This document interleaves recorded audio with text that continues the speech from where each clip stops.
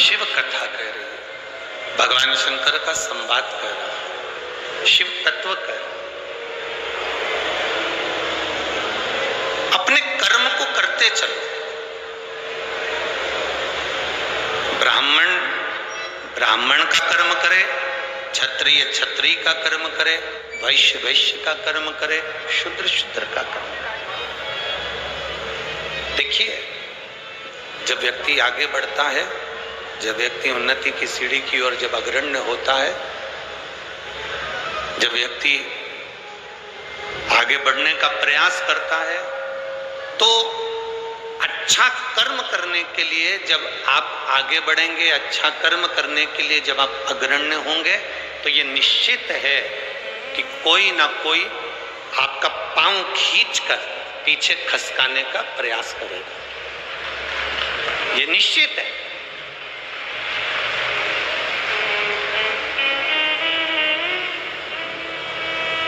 पतंग और नाम जितनी ऊंचाई पर जाते हैं, काटने वालों की संख्या उतनी ज्यादा बढ़ जाती है।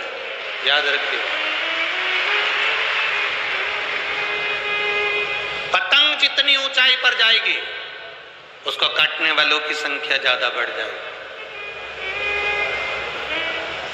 नाम आपका जितनी ऊंचाई पर जाएगा, उसको काटने वालों की संख्या बढ़ जाएगी।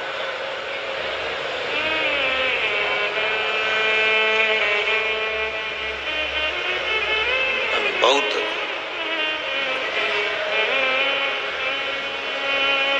शिव महापुराण की कथा कहती है, काटने वाले का काम है काटना, काटने वालों का कर्म है काटना। आप अपने कर्म को करते हुए आगे बढ़ते चलो, आप अपने कर्म को करते हुए अग्रण्य बढ़ते चलो। आगे शिव की मर्जी, वो आपको हाथ पकड़कर कितनी उन्नति की सीढ़ी पर चढ़ाकर लेकर जाए, आपको कहां तक चढ़ाकर लेकर जाए, उसकी मर्जी है।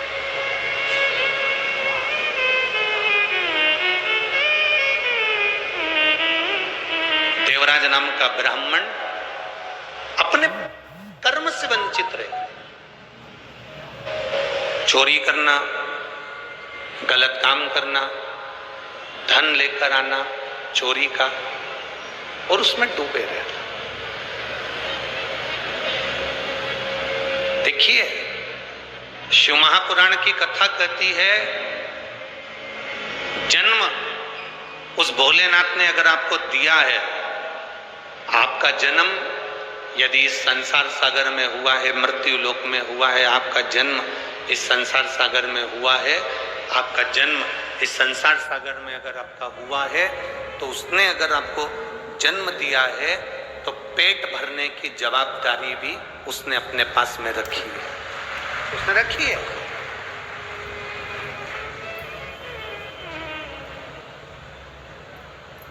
पेट भरने की जवाबदारी मेरे भोलेनाथ जी ने अपने पास में रखी है। पर शिव जी की कथा कहती है कि पेट भरने की जवाबदारी रखी, पेटी भरने की जवाबदारी भोलेनाथ जी ने अपने पास में नहीं रखी। बाबा कहते हैं कि मैं, और हमारा भी शास्त्र तो वही कहता है कि साईं इतना दीजिए जामे कुटुंब समान, मैं भी भूखा ना रहूं और साधु भूखा ना जाए। यही तो हमारा शास्त्र कर रहा है। देवराज की कथा यही तो वर्णन कर रही है। देवराज ब्राह्मण होकर अपने कर्म से वंचित हो गए। देवराज को जब जब धन की जरूरत पड़ी, देवराज को जब जब भोजन की जरूरत पड़ी, तब तब देवादिदेव महादेव ने दिया। तब तब भगवान देवादिदेव महादेव ने उसको प्रदान किया। भगवान शंकर ने तब तब उसको दिया। पर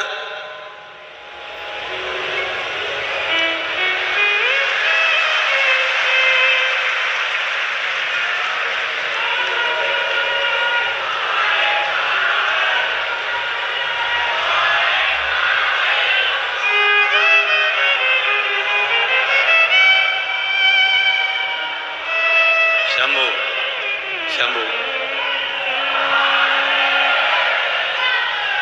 तो जब जब जरूरत पड़ी, देवाधिदेव महादेव कहते हैं कि जब जब जरूरत पड़ी तब तक उसने दिया है आप, तब तक उसने प्रदान कराया। पर देवराज की गलती क्या हो गई कि देवराज अपनी पत्नी का पेट भरने के लिए भगवान दे देते, बच्चों का पेट भरने के लिए भगवान दे देते, अपने परिवार का पेट भरने के लिए भगवान दे देते। पर देवराज की गलती क्या हो गई? देवराज की एक गलती सबसे प्रबल हो गई कि वो पर स्त्री में लग गए।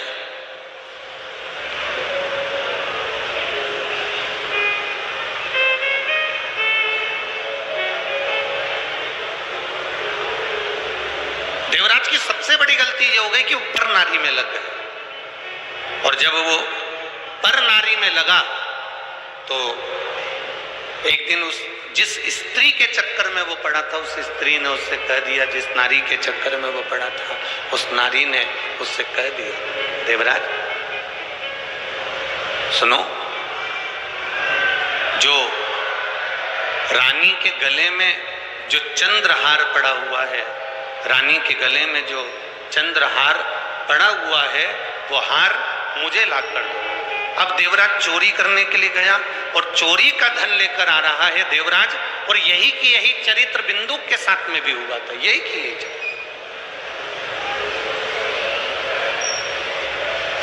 चोरी का धन लेकर आ रहे थे। कहां जाए? शरीर में ताप पड़ गया देवराज के, और देवराज के शरीर में ताप पड़ा तो शिवजी के मंदिर में जाकर छुपकर एक स्थान पर जहां उसको शरीर में ठंड लगी, ताप पड़ा, तो एक छुपकर स्थान पर बैठ गए।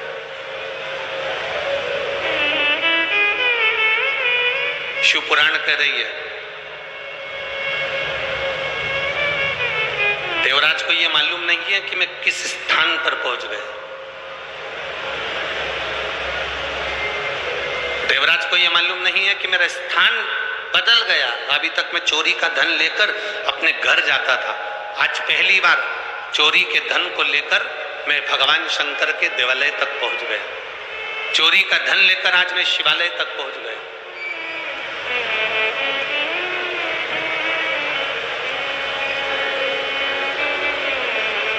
और चोरी का धन लेकर शिवालय में जब पहुंचे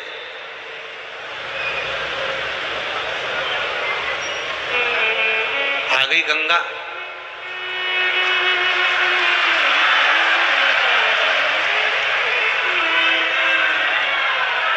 हर हर महादेव।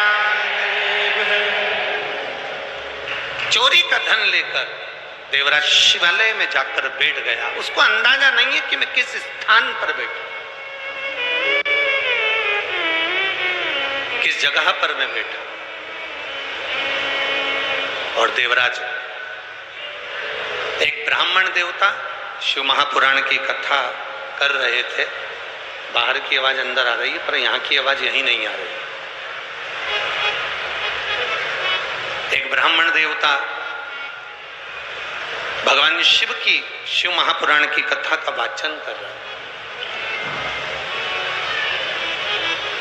जब भगवान शंकर की पुराण का वाचन कर रहे थे, बीच बीच में वो दोनों हाथ उठाकर हर हर महादेव कह रहे थे, तो देवराज के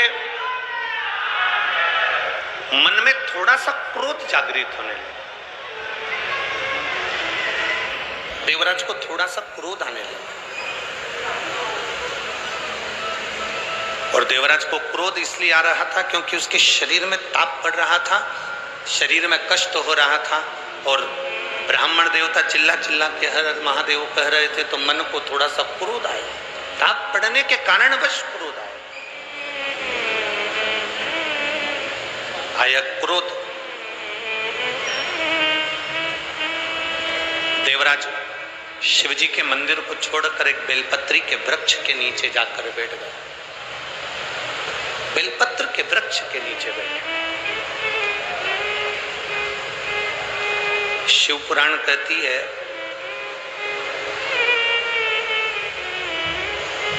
चौबीस घंटे में, शिव महापुराण की कथा वर्णन करती है 24 घंटे में से अगर कोई 5 मिनट भी बेलपत्र पीपल, बटवृक्ष, आंवले का वृक्ष। शिव महापुराण की कथा कहती है तुलसी का पौधा, तुलसी का पौधा हो, बेलपत्री का वृक्ष हो, या पीपल का वृक्ष हो, वट वृक्ष हो, आंवले का वृक्ष हो, या तुलसी का क्यारा हो, इनकी छांव में जो 5 मिनट भी बैठ लेता है, शिव महापुराण की कथा कहती है कि 24 घंटे उसके शरीर में एक अलग से बल उसके शरीर को प्राप्त होता है, जिससे वो रोगी नहीं रहता है। इन वृक्षों की महत्वता है। एक पत्र आया है, देखिए।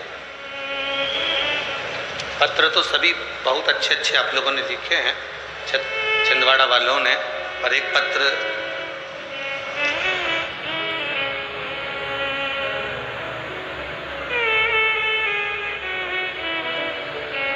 मेरा नाम रत्ना श्रीवास्तव है, मेरे पति का नाम आकाश श्रीवास्तव है, जिला छिंदवाड़ा, चंदन गांव में रहती हूँ। मेरा मोबाइल नंबर ये, कहीं बैठी हो तो हाथ हिला सकती है,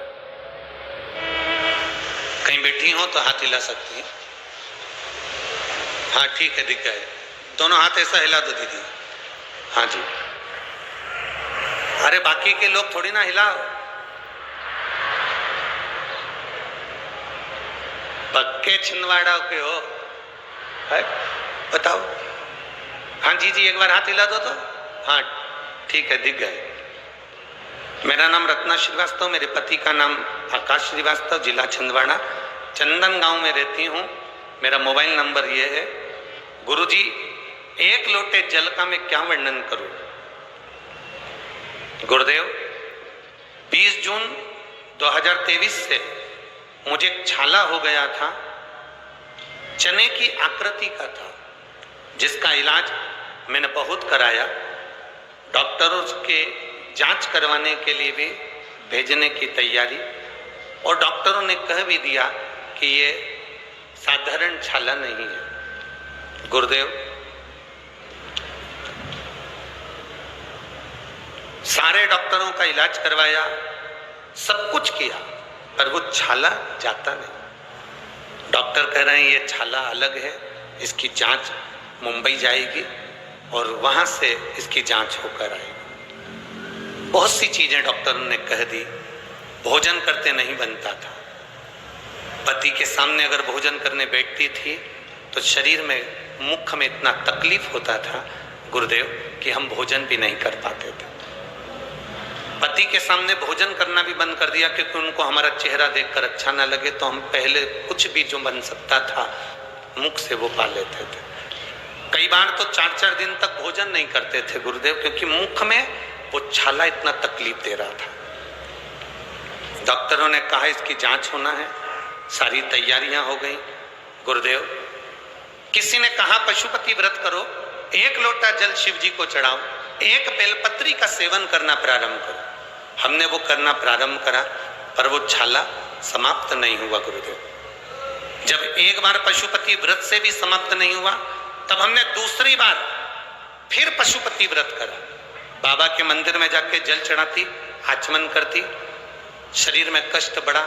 मेरी बेटी ने कहा, माँ अब तू मंदिर मत जाया कर, तेरा चेहरा नहीं देखा जाता। बेटी मंदिर जाती, जल लाकर मुझे देती। बाबा का मैं क्या गुणगान करूं बाबा। मेरी बेटी ने शिव जी से कहा, हम भी तो तेरी अशोक सुंदरी हैं बाबा, तू सुनता क्यों नहीं है। मेरी मम्मी का जो चेहरा है, उसके अंदर जो मुख में छाला है, डॉक्टर हर कुछ बोल रहा है, तो एक बार ठीक कर दे बाबा। और जल का क्या महत्व करूं गुरुदेव। बाबा की कृपा से, बाबा का जब स्मरण किया, 2 महीने लगातार जल पिया, बाबा की करुणा से अब छाला ठीक हो गया। इसलिए मैं चंदन नगर से पैदल चलकर यहाँ बाबा के कथा पंडाल में पहुंची। ये शिव कृपा, ये शंकर की कृपा। अब ठीक है बहना, एक बार हाथ हिला दो, हर हर। बेटी, खाली ना जाता कोई दर से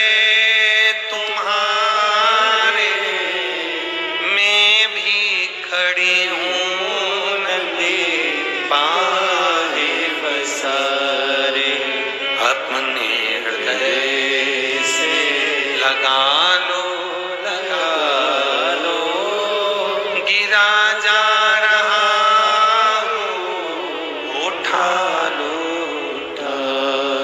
ये शिव कृपा। एक पत्र और बड़ा सुंदर आया है, देखिए।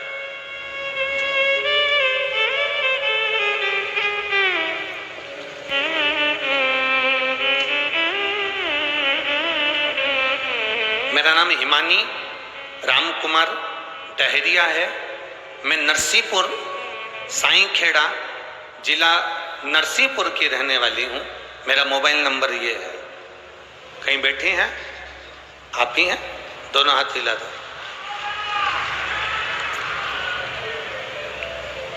गुरुदेव, शादी को कई साल हो गए थे, संतान का सुख नहीं था।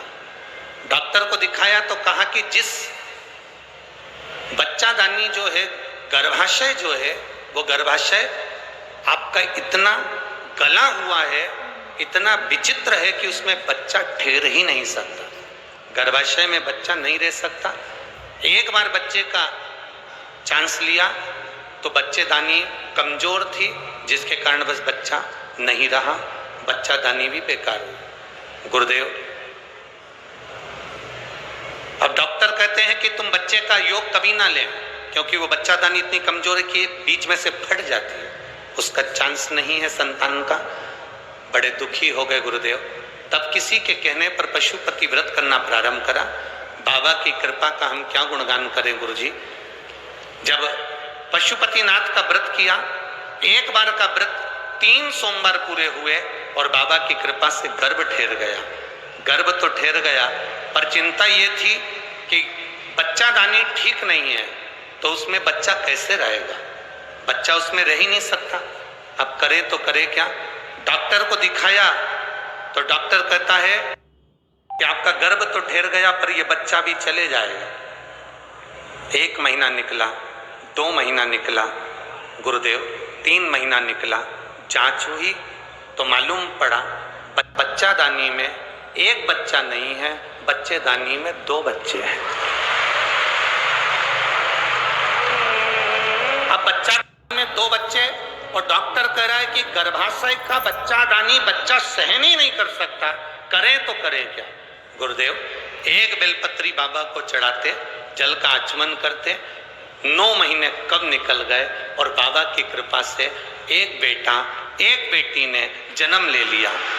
जिस बेटे का नाम श्री, बेटी का नाम श्री और बेटे का नाम शिवाय रखा। दोनों बच्चे आए, लिया लिया लिया लाओ। गुरुदेव, इसमें एक लाइन आपने अच्छी लिखी है गुरुदेव। आश्चर्य इस बात का है कि डॉक्टर भी चक्कर में है कि बच्चादानी तो फट जाती थी, फिर ये 2 बच्चे कैसे हो गए गर्भाशय से? ये आश्चर्य वाली बात है। शिव तत्व है मां।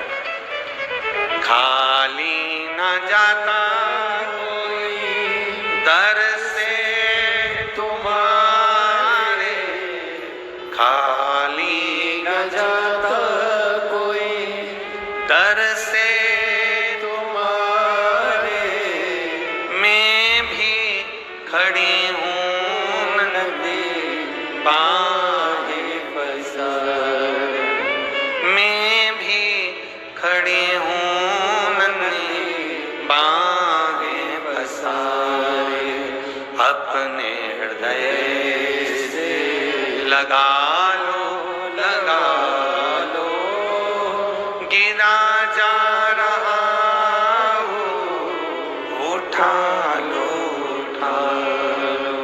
प्रभु अपने दर से अब तो ना टालो, गिरी जा रही हो उठा लो। शिव कृपा, ये ओ घड़ी की दया, ये उसकी करुणा। आप जितना जितना उसका भजन करोगे, आप जितना जितना उसका स्मरण करोगे, आप जितना जितना उसका मंत्र जाप करोगे। लोग कहते हैं शिव पुराण है, हम कहते हैं शिव पुराण नहीं है। छिंदवाड़ा वालों, शंकर जी से कहने का मौका मिला है, ये 5 दिन दिल से कहे।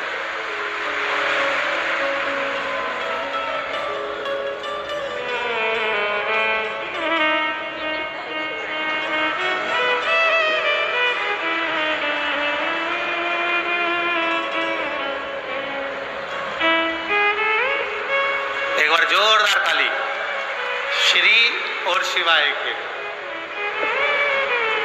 तो माइक को छोड़ो।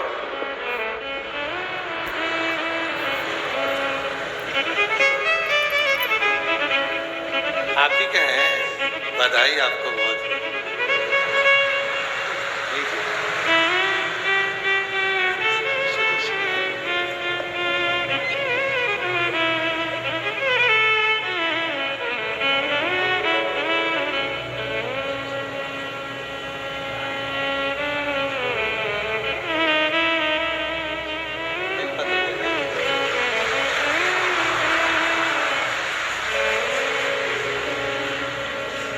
अरे लुटा दिया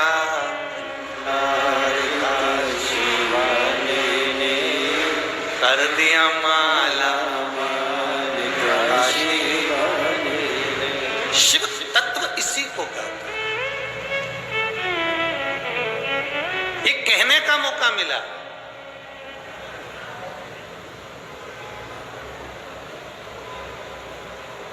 लोग कहते हैं गुरुजी, पंडाल में बैठकर बोलने वाले को 3 महीने में बाबा प्रदान कर देता है। ऐसा पंडाल में होता क्या है? हम पहले भी कहे, आज फिर कहते हैं, हेलीकॉप्टर उतारने के लिए जमीन पर चूने से एच लिखा होता, उसको कहते हैं हेलीपैड। वो एच देखकर हेलीकॉप्टर उतर जाता है, शिव पुराण देखकर भोलेनाथ उतर जाता है।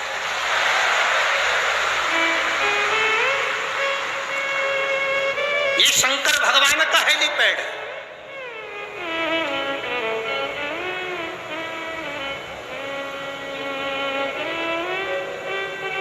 कोई कहेगा बहुत दूर है, कोई कहेगा त्योहार बहुत सारे हैं, तो उनको जवाब देना, शिव पुराण छिंदवाड़ा में बार बार होने वाली नहीं। किस्मत वाले हो, घर जाके नजर उतरवा लेना अपनी अपनी हो कि भगवान ने ऐसा योग लगाया, ये साधारण योग नहीं।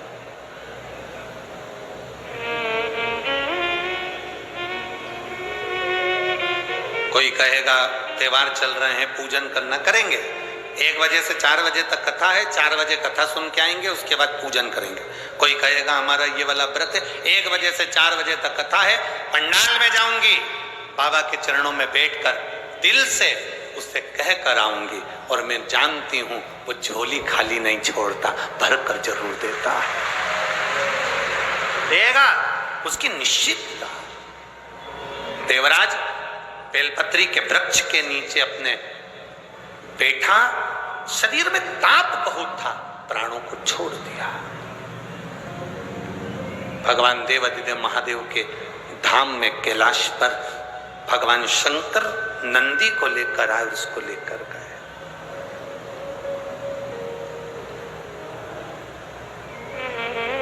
शिव लेकर जा रहे हैं। शिव महापुराण की कथा में 16 सोमवार की कथा, आप में से कितनी माताएं जिन्होंने कभी जिंदगी में 16 सोमवार करा हो, हाथ उठाओ जरा। करें 16 सोमवार? किन किन ने करे जरा हाथ उठाओ तो। हाँ दिख गए, ठीक है, ठीक है। और जितने लोग आस्था चैनल पर सुन रहे हैं, जितने लोग फेसबुक यूट्यूब पर कथा सुन रहे हैं, जितने लोग इस पवित्र भूमि पर छिंदवाड़ा की पावन शिव महापुराण की कथा श्रवण कर रहे हैं, हम आपसे पूछना चाहें, आपने 16 सोमवार का व्रत करा, 16 सोमवार का उद्यापन करा, 16 सोमवार का नियम लिया, 16 सोमवार की पोथी पढ़ी, 16 सोमवार की कथा पढ़ी, 16 सोमवार पे चूरमा बनाया, किसी ने 3-3 बार व्रत करा, किसी ने बेलपत्री का करा, किसी ने चूरमे का करा, किसी ने मिश्री का करा। बोलो सही है? करा लोगों ने। पर जितने लोग आस्था चैनल पर कथा सुन रहे हैं और जितने लोग इस फेसबुक यूट्यूब पर कथा सुन रहे हैं और जितने छिंदवाड़ा की पवित्र भूमि पर कथा सुन रहे हैं, हम इनसे पूछना चाहते हैं,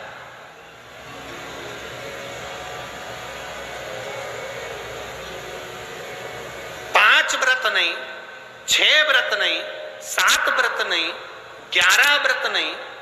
हमारे सनातन धर्म में तो 11, 21, 51, बोलो सही है, 7, 5 ऐसा नियम चला आया है हमारे सनातन धर्म का कि 5 व्रत करना है, 7 व्रत करना है, नवरात्रि के 9 व्रत करना है, 11 व्रत करना है, 21 व्रत करना है, 31 करना है, 108 करना है, 1008 करना है। ऐसे नियम हमारे शास्त्रों का चला आया। फिर आखिर 5 व्रत नहीं, 7 व्रत नहीं, 6 व्रत नहीं, 4 व्रत नहीं, 3 व्रत नहीं, 16 व्रत का नियम कहां से आया? 16 व्रत ही क्यों?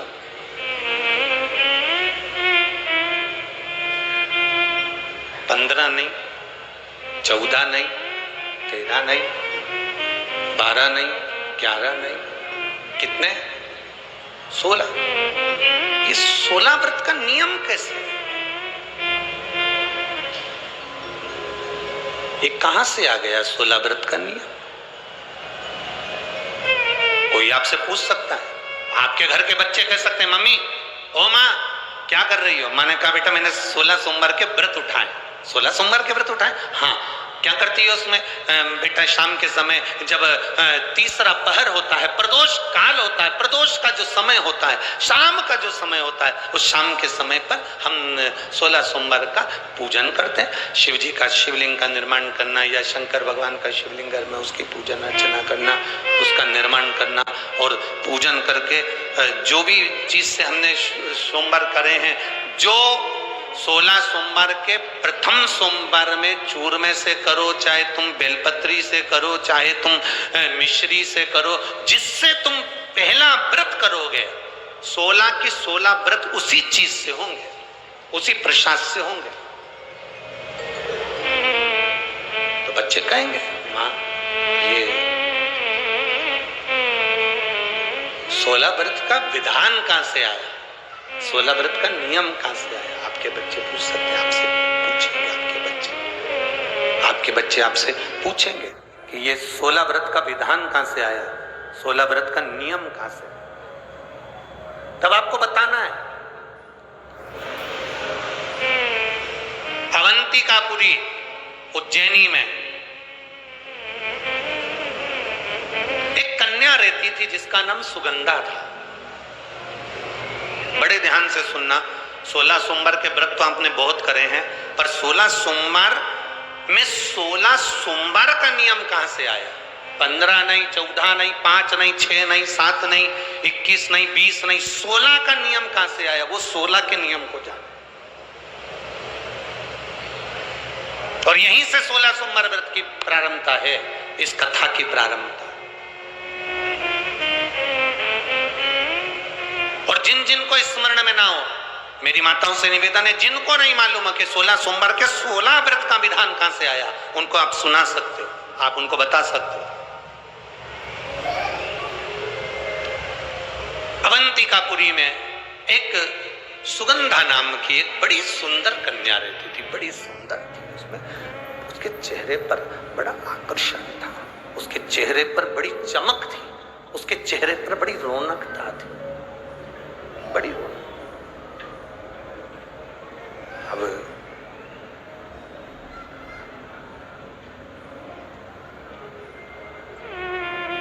उसकी माता, सुगंधा की जो माँ थी, सुगंधा जो कन्या थी, उसकी जो माता थी जिसका नाम रेणुका था, वो रेणुका एक काम बड़ा विचित्र करती थी। किसी भी देवालय में जाती थी, किसी तीर्थ में जाती थी, किसी मंदिर में जाती थी, किसी शिवालय में जाती थी, किसी तीर्थ स्थान पर जाती थी, पुष्प साथ में ले जाए ना ले जाए, प्रसाद साथ में ले जाए ना ले जाए, सोना चांदी दान करने के लिए ले जाए ना ले जाए, पैसा धेला कहीं चढ़ाने ले जाए ना ले जाए, वो एक इत्र की शीशी में रुई को भिगोकर एक डब्बी में भरकर लेकर जाती थी। और उसका नियम था वो रेणुका का कि वो रुई, वो कपास वो जो इत्र लगा हुआ जो पदार्थ, जो इत्र लगी हुई जो रुई है, उस रुई को, उस कपास को भगवान के दरवाजे पर, चौखट पर उसको लगा कर आती थी। ये रेणुका का नियम था, ये सुगंधा की मां का नियम था।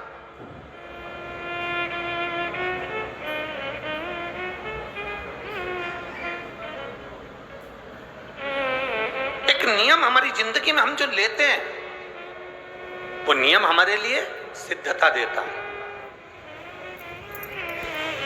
आप में से कई माताएं ऐसी बैठी होंगी जिन्होंने नियम लिया होगा कि मैं शिव जी के मंदिर में जब भी जाऊंगी, मैं देवाधिदेव महादेव के मंदिर में जब भी जाऊंगी, मैं शंकर भगवान के मंदिर में जब भी पहुंचूंगी तो वहां झाड़ू लगा दूंगी, मां पोछा लगा दूंगी। बैठी हैं ऐसी माताएं यहाँ पर जो मंदिर में जाकर कभी झाड़ू पोछा लगा देती हो, हैं?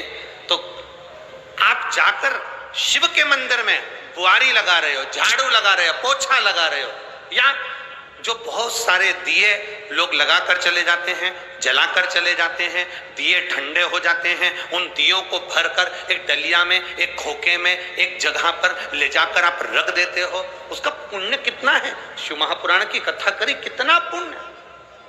परम पूज्य गुरु नानक देव जी अपने शिष्य बाले से कहते हैं, बाले सुन, भंडारा करने वाला भंडारा करे, लंगर करने वाला लंगर करे, चखने वाला चखे, करने वाला करे। अगर भूलवश भी बाले, अगर कोई भूलवश भी उस लंगर के स्थान पर से मात्र एक गीला कपड़ा कर कर, एक पोछा कर कर, एक कुआरी सवारनी कर कर अगर निकल भी जाता है तो वो अपनी जिंदगी के कई दुखड़ों को समाप्त कर जाता है। गुरु नानक देव जी कह रहे हैं बाले से।